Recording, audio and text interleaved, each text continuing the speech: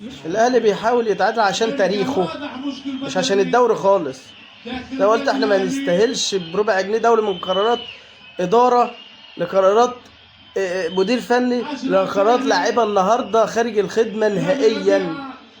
الاهلي محتاج الدقيقه 90، محتاج تعادل لشكله فقط مش للدوري. انت ما تستاهلش الدوري خالص.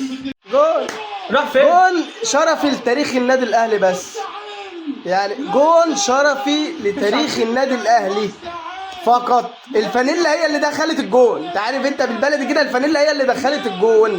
زي ما قلت جول هيبقى شرف لتاريخ النادي الاهلي عشان وجه النادي الاهلي، بس ان هو ما يتهزمش.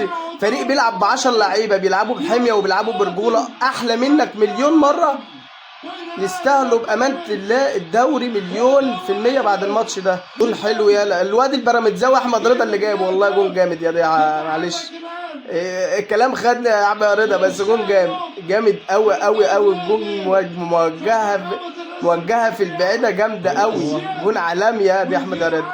حلوه يعني، نقطه حلوه زي ما قلت. وجه النادي الاهلي ما يبقاش يعني خلاص كده نلتزم بطريقه شبه كده.